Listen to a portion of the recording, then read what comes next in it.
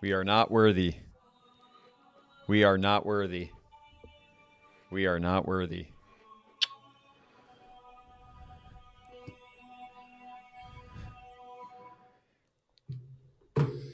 I tried sleeping with this last night. The wife said, no fucking way is that coming in our room. The Ben McCollum signed. Fucking McCollum. Sign tie itself. How much value did this raise after last night? Yeah, gold tie's got to be going for close to $1,000 now in Iowa.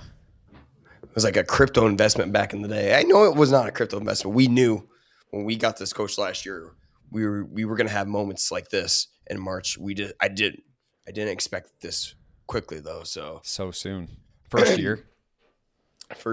And well, hey, today there's a lot to unpack from the weekend. Your voice sounds crazy. The Hawkeyes are going to the Sweet 16.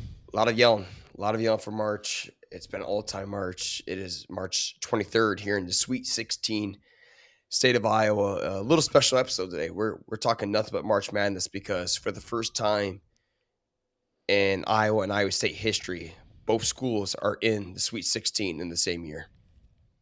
It's amazing. 1/8 of the Sweet 16 is from the state of Iowa. 1/4 of it is Iowa and Michigan, and the Big Ten is dominating.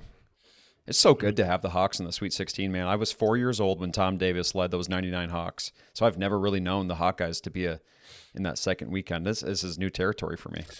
27-year drought, and it couldn't have come at a better time against the defending national champions of Florida, in Florida, from Alvaro Folgueras with his mother from Spain in attendance. And it was such a fairy tale. I'm still not sure if I saw what I saw last night. And we're going to get in it with you and I, Iowa State and Iowa. But first, Bryce, today's episode is powered by MediaCom. Yep, our friends at MediaCom have been powering the entire tournament. You've probably seen these commercials roll, and it's an incredible deal. So you guys need to lock in because Iowa, if your internet bill jump scares you, that's BS or total bill shock. You need to lock in. Get MediaCom fiber-powered 1 gig internet for $50 a month for 3 full years. Call 844-4FASTER for details on how to lock in your 1 gig for 3 years. The tournament has been amazing, and if you have any lags, you're missing the action. Lock into that 1 gig of internet, you will have 0 lags. Lock in speed, lock in price, lock in gig. MediaCom fiber-powered 1 gig internet. Now just $50 a month. Locked in for 3 years. No hesitation, no bill shock. Shop online today. If you want to watch my live reaction to our steady MediaCom streaming service of last night's game, it's all over Instagram page, and it came in clutch.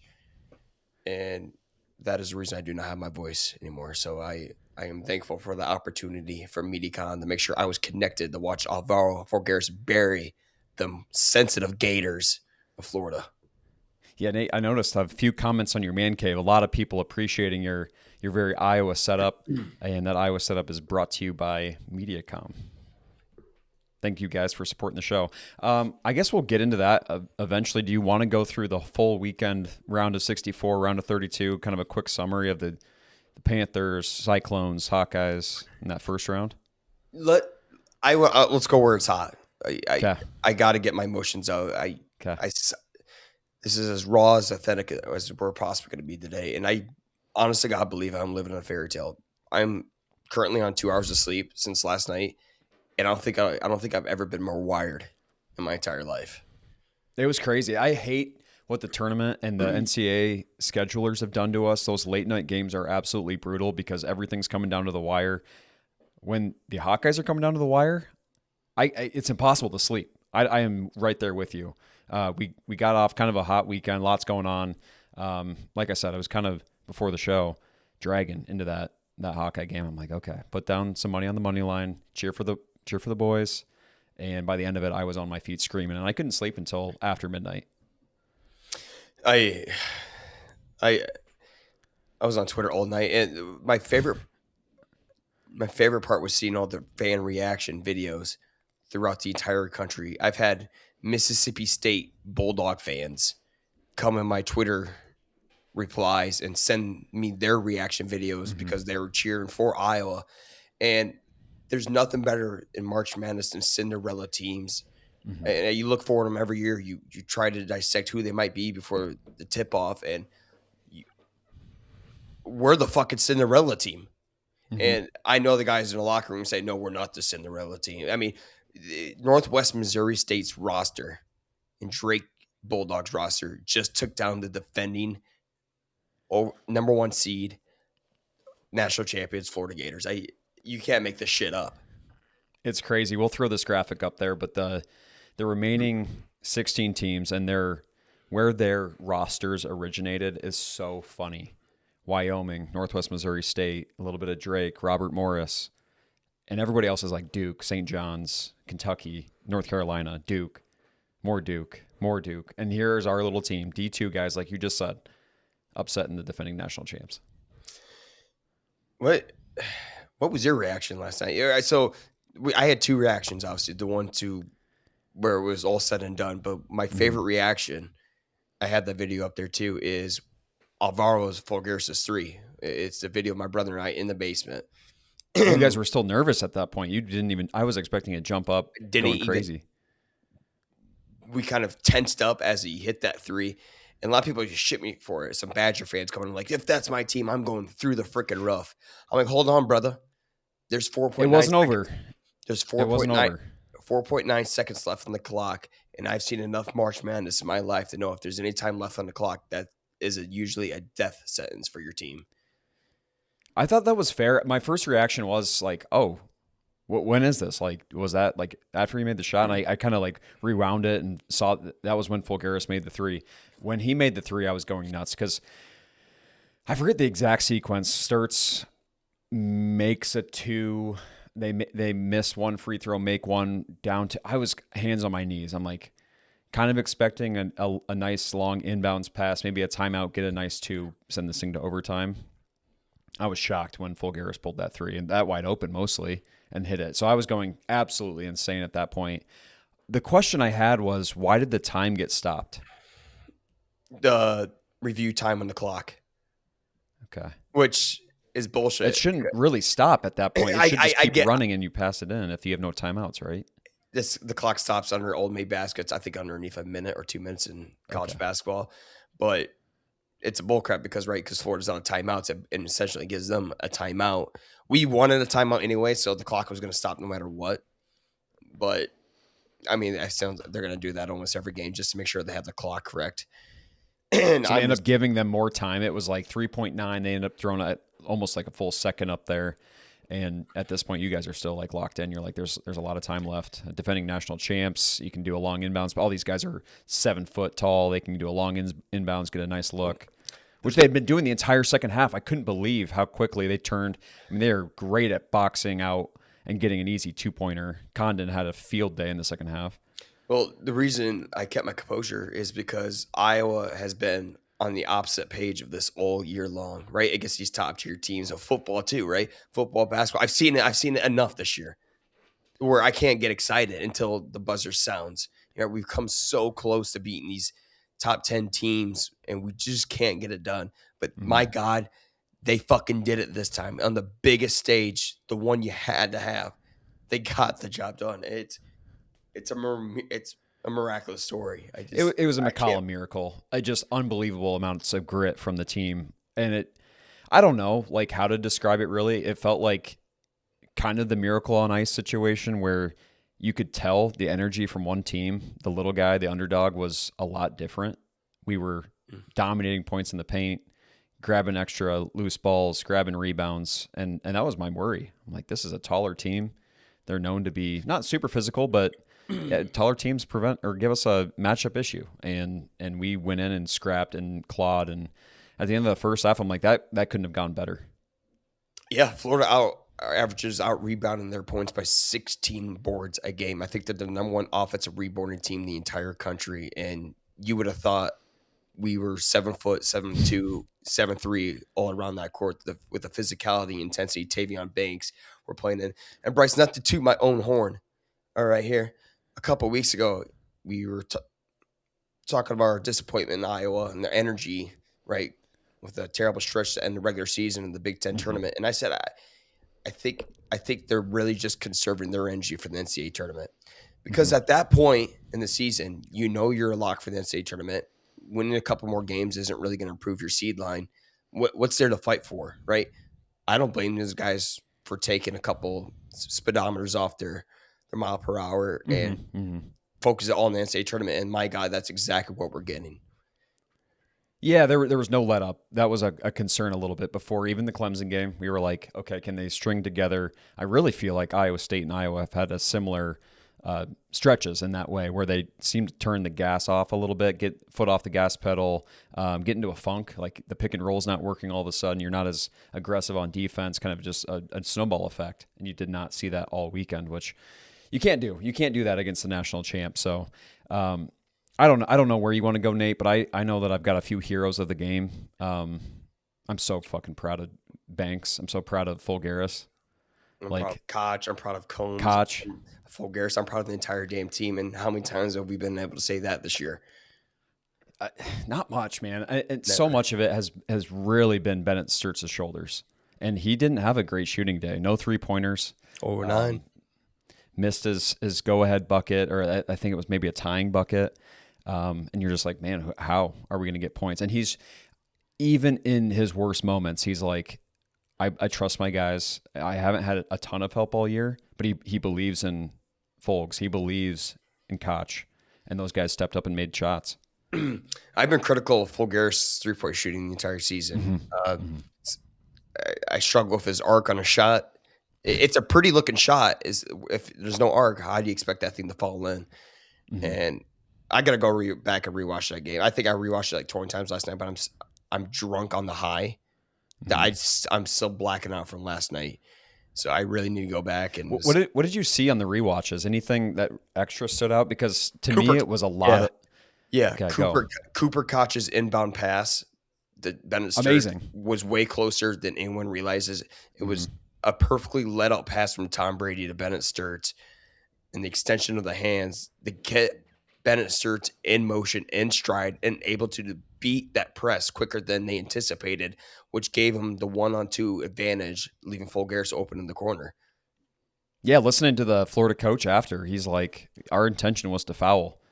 If they got a really good look, foul at best, they hit 2 free throws, and we get a second to put ourselves together and make a 2-point shot for the go-ahead. And that pass was so great that they get out and running, and then Folks is nowhere to be found by the Florida defense. What else did you see? I see that we have an absolute chief at the head coaching position, and calling the defending national champ coach a sensitive person. So amazing. Hey, sometimes you get that commentary from coaches in the post-game interviews. This is right in the middle of the game. No context, not enough context at which you probably usually gather after the game. Right in the middle, he says, I don't know, they're just getting sensitive over there. Hilarious. Pissed off the entire Florida fan base all over Twitter. And that was the one downfall from that situation from Fulgaris, because it really electrified that crowd. Absolutely. That's where my head went, is we really had control of that first half. I forget if it's How or Condon that pulls Fulgaris down there. But I mean, it's clearly like a pretty aggressive takedown. Fulgaris winds up with a fist, and at that point, I'm like, oh God, he's gonna get ejected. And he's been one of our shining lights in this game. He's providing points, aggressive takes, making some shots, and I'm like, oh fuck. And obviously, the Florida fans get really into it at that point. It's like, hey, our guy almost just got punched in the face, and I don't blame him. Bench is almost clear. Coaches yelling at each other, and I'm like, this actually might have backfired on Florida, because McCollum was ready to fight with his boys. That we needed that intensity from our team, our coaching staff, our players. Fulgaris, that was wild. He gets upset about he's a little crazy. Absolutely. He's our most emotional player probably on this team. Does not once I don't think he's ever agreed with the ref on a call. And he lets you know it. So when I saw him wind back, I'm like, this is it. This guy's getting clocked in the face. His composure to prevent himself from carrying through that act was wild to me. coming from him. Because if that's me and I get that emotion, I think I finished that. It reminds me, and I don't know if you've seen Roadhouse, but Patrick Swayze pulls back. He's about to do the famous trachea pull out, and he doesn't. And I'm like, that was full Garrison. I don't know, like so much adrenaline. And he's just like, nope, I'm going to close that fist and punch it closer to the ball. And it never touched the Florida player. Nope. And Florida fan base is bitchy more than anyone in the country about it. Like, I mean, what do you want us to do? Did it look a little violent? It looked violent, but was it? No, it wasn't. So grow the fuck up and move on. You just got beat by the Drake Hawkeyes in Northwest Missouri State. It was the right call too from the refs. I thought the refs were phenomenal last night.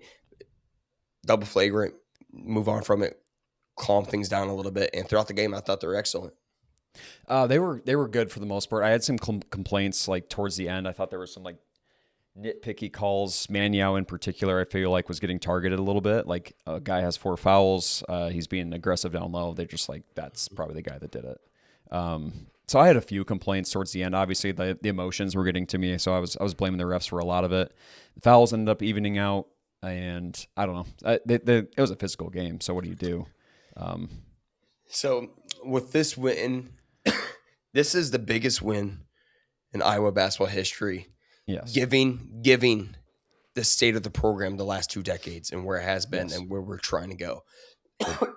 Now, older generation is going to disagree, which is fine. Fight for that. But from bullshit I've put up for the last 2 decades, you can't change my mind on that shot, the biggest shot in Iowa history and the biggest win, beating the defending champs.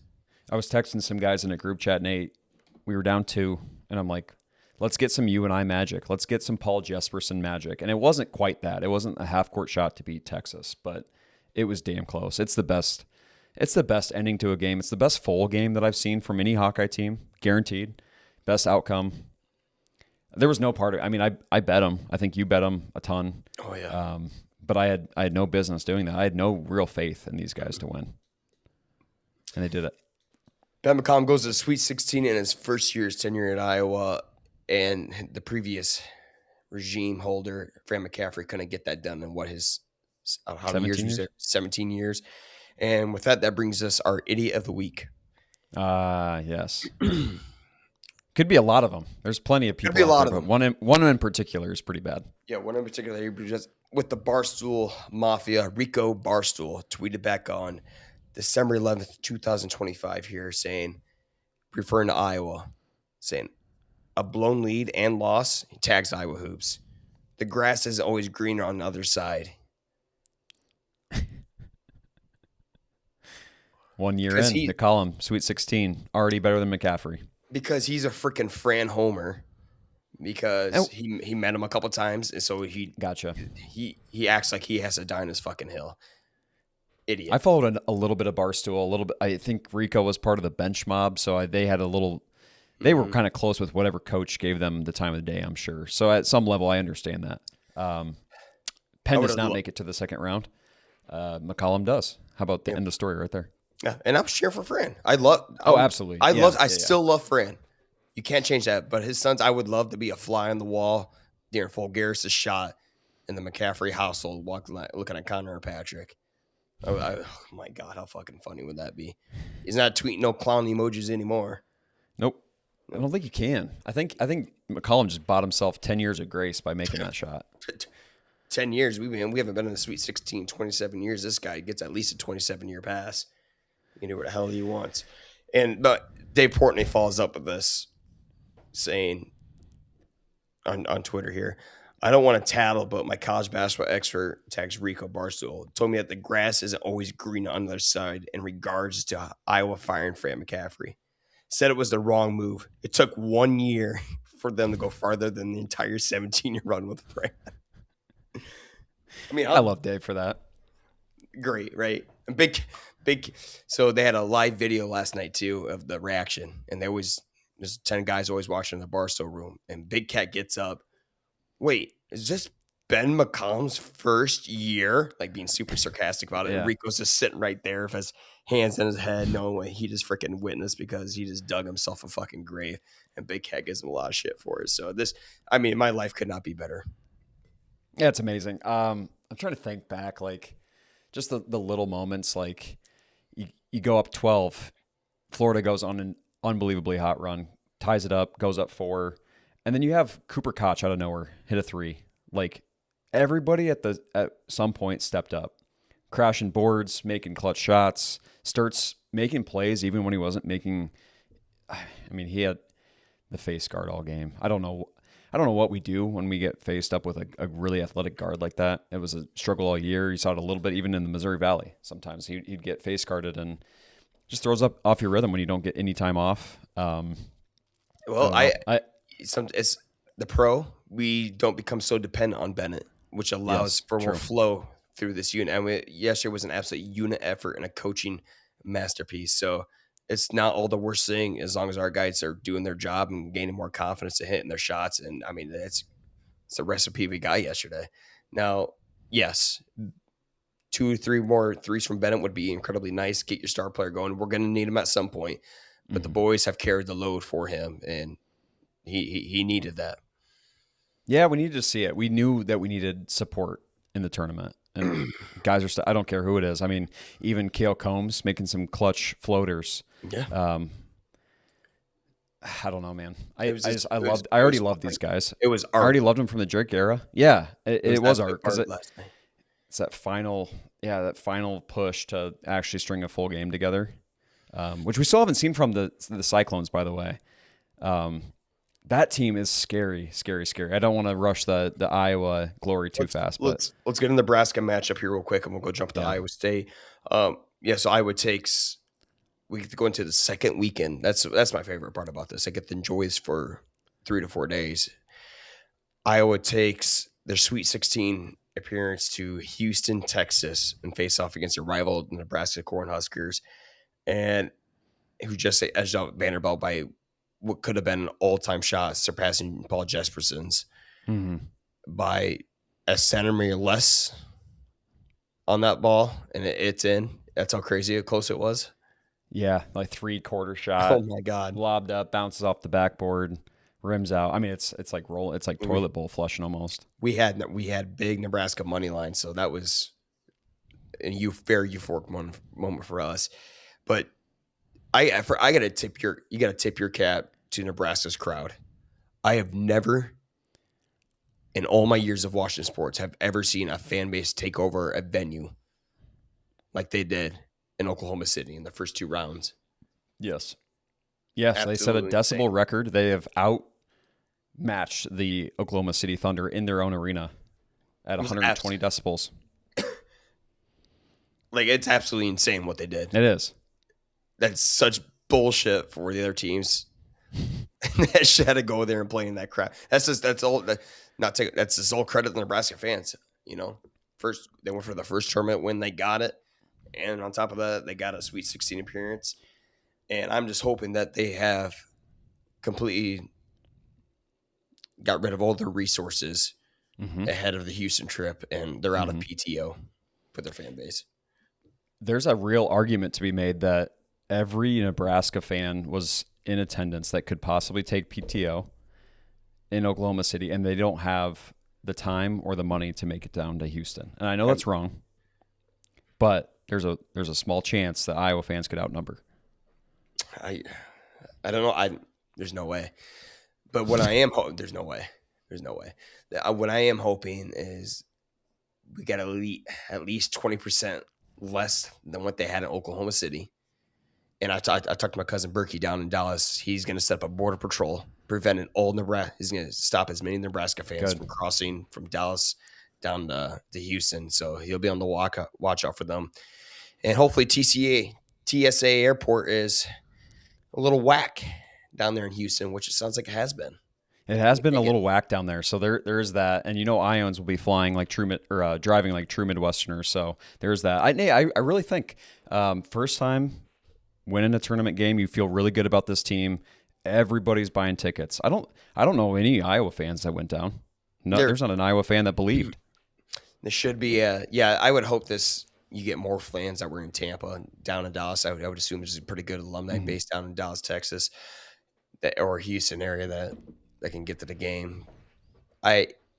About this game, we're not going to go too deep into details here. Obviously, we're 1-1 with Nebraska this year. I like the matchup if they weren't Mhm. Nebraska. Like if I'm looking at the roster, I'm looking at the team, and they're Boston College. I Mhm. love the matchup, but the fact that they are Nebraska is in the NCAA tournament. I want to play an ACC, SEC, or a Big 12 team, right? I Mhm. don't want to play your own conference teams in the tournament, and I hate that. Okay, I agree. I actually see exactly where you're coming from, but I see who is left in this tournament, and we by far have the easiest game in the Sweet Yep. 16. So that's going for us.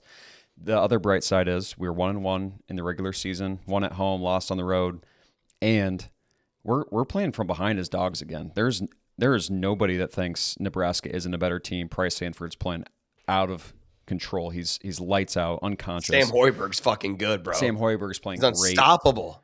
Yep. Nobody can stop there, that guy. I don't know. What is the opening line of this game? It's got to be like 2.5 to 4.5 Nebraska. I heard on Iowa Everywhere this morning that it opened up at 2.5 and it went to 1.5 in favor of Nebraska. So there's some money going in on Iowa. That's going to be damn near even, I bet. Yeah. Probably I by still 10 think it's like from a player perspective, you know that they're probably the better team this year. I mean, all these guys are close to D1 or D2 or D1AA recruits, and they got the mayor as coach. You're still proving something. So I actually really like this matchup. I think we got probably the best game that everybody else is physical, can shoot. I mean, it's a nasty Sweet 16. All right, let's go to you and I quick, Ugh. and we'll wrap it up with What a Iowa disaster. State. I mean, we couldn't have What been an more unfair seating. right? I mean, I just We were 100% right. we weren't just right. The entire country was right. That besides the committee about St. John's, this the absolute last team you want to play to start your first game in the NCAA tournament in a decade. You don't know how vindicated I was when I saw Kansas struggle to inbound the ball. Like they were a 7th grade C team against like Valley West Des Moines. It's unbelievable what that St. John's press can do. And they made you and I look silly for 40 minutes.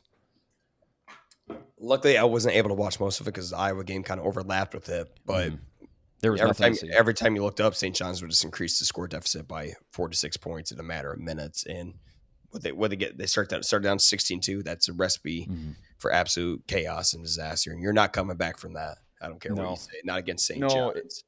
No, if you're the 2 or the 4 seed, 5 seed in that situation, maybe you come back.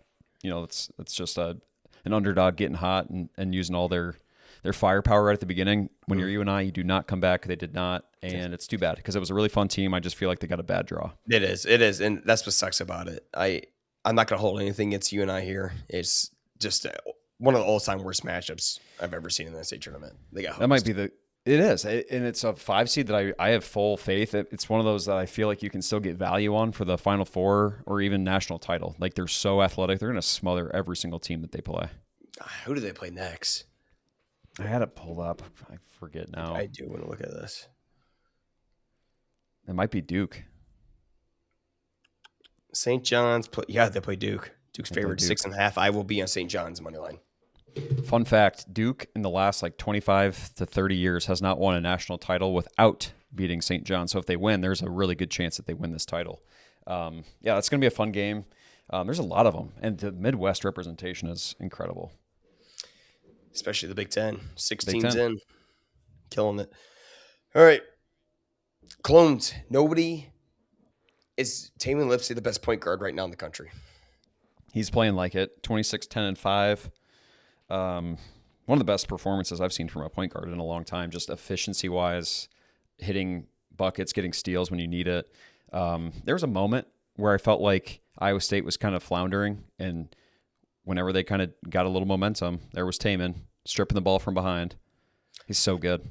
He's right up there with Braden Smith, and absolute complete dominance from Iowa State on a Joshua Jefferson-less team. And that's where Tamin Lipsey came in, right? He hasn't had to be that guy this year. I mean, you don't get it. You still get the Tamin Lipsey plays. You've got him all his entire career. You've got him this year, his senior year. But the ability to flip him, switching his motor to get to the basket, and absolute relentless defensive ball pressure across the half court line is this guy's playing at all-American level, right next to Braden Smith. I mean, Braden Smith get the offense. This guy, Tatum Lipsey, is a 2-man package right now of offense and defense. He was halfway to a triple-double with steals. That is so impressive. Kentucky was just as flustered as Kansas was trying to inbound the ball against St. John. I mean, they Absolutely. just could not dribble with Killian Torrey. One of the scariest things in earth. I would hate to face this as a Killian Torrey full court press. Oh my God, I can't. How miserable would that How be? long his arms are. So fast, yeah. And great wingspan. The way they jump, they double team jump you, would be fucking terrifying. I would throw that ball so far across the court and out of bounds every single time. My coach would kill me. You're starting to see a lot of guys rise up. We know we really said this about the Hawkeyes. It cannot only be Bennett Sturts. We won't win that way. You get Koch, you get Fulgaris, you get Tavion, you get Cam, you get Isaiah, we're seeing it from Buchanan. We're seeing it from Milan, which we've kind of seen it all year. A little bit from Bateman, a little bit from Heisey stepping in for Joshua's role. Now, Heisey was another funny story. Fulgaris definitely could have been ejected with a little bit more of an extension on that arm. Heisey kicking the ball was the Kentucky version of the non-technical call. You probably should have got teed up for that. Probably should. I mean, in every league. If you kick the ball into the crowd, you should probably get teed up according to the rules. In every league, that's a tech. But it doesn't matter. They were rolling this Kentucky team. Kentucky, I mean, I would say even started 0-10 from 3, started 20 down, 20 down, started down 20-8, and Kentucky was hitting some ridiculous shots right away in the beginning. But you knew it wasn't going to last. Iowa State ramped up the pressure even more, which I didn't know was freaking possible. They're reaching levels these last 4 to 5 games that I have never seen in the TJ Ottsberger era. So he's got them playing at a scary Final Four competitive level, and they're going to fucking need it because they got Tennessee coming up here and not a fun matchup. No, I don't know much about the Tennessee Volunteers, but what I do know is their size is absolutely massive. Their starting lineup goes 6'11", 6'10", 6'10", 6'4", and 6'1", and they are 6th in the country rebounding at 45.7 rebounds per game versus Iowa State's 39 rebounds a game, which is good for 151st in the country. Yeah, they're smothering guys on the board. I mean, they're playing great defense too. This is not a fun matchup. I really believe it. I think Iowa got the best draw here. I think we have. If you were to bet one team over the other to get to the Elite Eight, it's not that crazy to say the Hawkeyes. No, I totally believe what you just said too. This is, in my opinion, the hottest Cyclone team we've ever seen, and they should be Final Four, but it's not a great draw. Well, so far they benefited off the first 2 game draw, right? That was definitely as good as a draw you can get to the Sweet 16. Things are going to ramp up real quick with a lot more size and athleticism from Tennessee Volunteers. The leading scorer is Jacoby Gillespie with 18.4 points per game, and then if you win that, do you play Michigan? Yeah. Well, no, I think Final Four would be Michigan 1-2. If they win, no, because you're right. A full 1 seed win. Yep, the Midwest winner would go to the Final Four. So yeah, I just don't know how any team could beat Michigan right now. I honest to God don't. Their size is they're playing that high-low so well. Their 7'4" centers catching backwards alley-oops from half court and laying them. Yeah, the high-low is unstoppable. It's so tough to beat. I don't know either. I don't know. Would you have not said the exact same thing about Iowa and Florida though? Like, they've got Condon, right? They've got Morrow is different, bro. Morrow is different. His stretch and length is almost like Victor Wembanyama down there. It's insane. But in the game in Washington, D.C., Iowa lost by 3 points against them. So I know. It's possible to beat them. They're looking hot because what I was going to say is, like, in that neutral site game against Duke, Morrow was a little timid. That's what's really awoken. Like, he's physical, and it's like they've all ramped up the physicality in the tournament. Anything is possible in March. I mean, we just fucking saw it last night with Iowa. And if Iowa beats Nebraska, who do we got? Houston, more than likely. In Houston. What's with this bullshit? We got to keep playing these teams in their freaking home state. Hell, with their hometown, which is a team I don't want to play. I don't even want to. Yeah, I would not want to play them. I don't even want to worry about that. Sweet 16. Let's beat Nebraska. But Iowa State goes to Chicago here, and it's like the 9-10 tip-off on Friday night, which is probably going to tip off at, 9:25 or something, 9:30 eventually. That's a late game. That sucks. But I'm sick of the guys scheduling these games. As an old man, I understand why everyone used to complain. It sucks. Had no sleep. I'm excited, man. It's so fun. Like, it kind of felt, I don't know. So Cyclone good. fans were. It's so good for the state. It's so good for the state to have this. You know, the Cyclone fans were pretty quiet, but the ones that were chirping, like, were actually like pretty supportive from what I saw. Exactly. So I posted a highlight clip of all the reactions of people throughout the country, throughout the state, to Fulgare's shot and the game winner last night. When Iowa State fans reached out, you know what? I love this.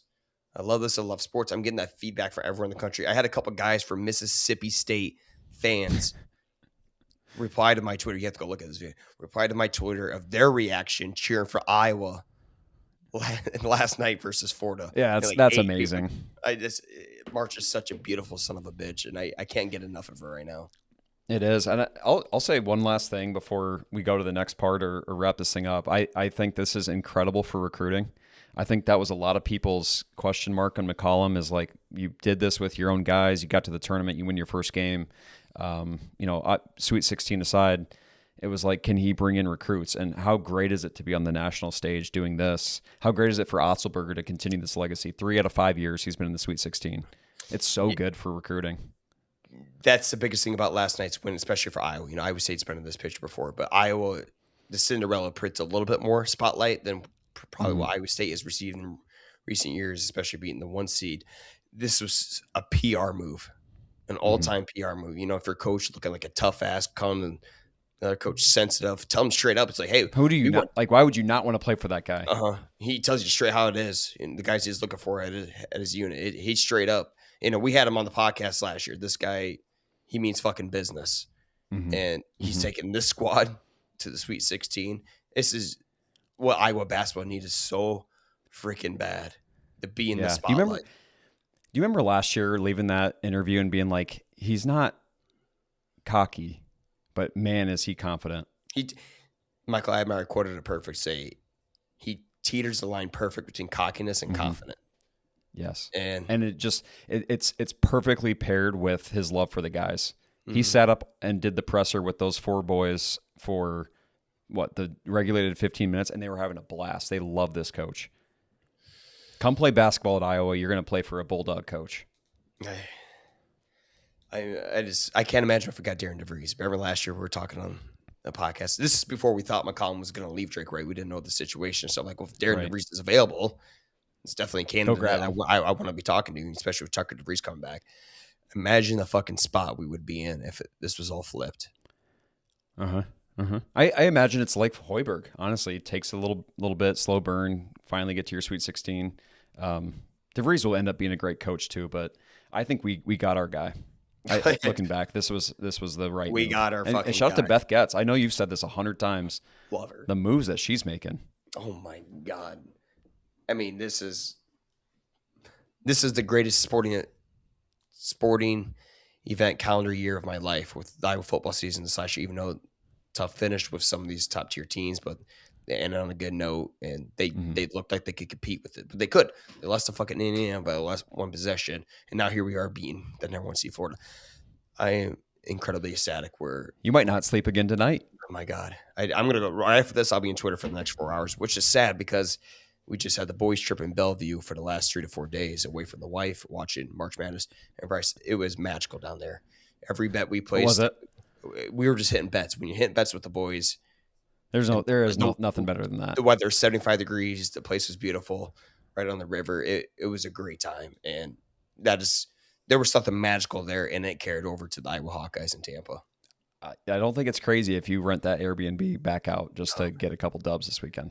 No shit. It was much needed. So yeah. Anyways, I come back this weekend, and she's like, "I can't wait to talk to you about things." I'm like, "Well, hold on, honey. Hawks are just pushed a 27-year drought, and it gets a defending national champions, Florida." But she was such an understanding wife, and she understood. That's a huge. That's being the bigger person in this situation. Thank you, Madison. There is nothing more important than this game on Thursday. I think the state of Iowa is on hold until that game. This is going to be a very stressful week. And see, that was the nice thing about Florida. I didn't really have too much expectations, so I was kind of pretty relaxed going into that game. Yeah. And not this week, I'm expecting big things. So, but no matter what happens, build the statue. I don't care. I love the guy. Build it. Yeah. I will remember, I think better than the Fran moment when he stared down the referee. I think when he was John with the Florida coach, when he's ready to fight during Fulgaris's little scrum. I don't think there's not a more memorable moment for me in coach history. That's a good comparison. I might have to get Fran the slight edge because that was fucking ridiculous. That was so funny. That was amazing. That was funnier. I don't think I was more willing to like run through a brick wall than that McCollum moment. Right on live here. I looked right at my brother and said, we just became enemies with the entire state of Florida. And I fucking love it. But we gained. Oh, they're salty. We gained the other 49 states support and loyalty. Yep. That's what I love about this. We have the entire country behind us now. It's so crazy to be in this spot, right? You see these March Madness Cinderella teams every single year. Yeah, we're a Big Ten team, but if you know our roster and know where this team came from, this is a Cinderella team. It is. Everyone's saying that the new Cinderella is the exciting whites, the teams from the Midwest that can't recruit very well. That's us. That is us this year. And it's fun. I cannot wait for the game. I'm hammering Iowa money line. Let me down. If I'm gonna get let down, let me down all the way. I'm ready to go to the Elite Eight, Nate. I'll be on it with you. Hey guys, enjoy the week. We've never experienced this. Now when I was 4 years old, I didn't know who the hell I was. I was shit my pants. So times are different, and I'm gonna take this full week in advantage. This is awesome. No better time of the year. The best sporting event in mankind. And your team has a spotlight in it. Are you fucking kidding me?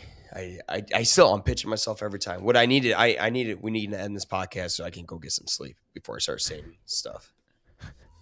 Sounds good. That was fun, Nate. Let's go to the Elite Eight. That's all I gotta say. Let's do it. Go Hawks. All right. See you, people.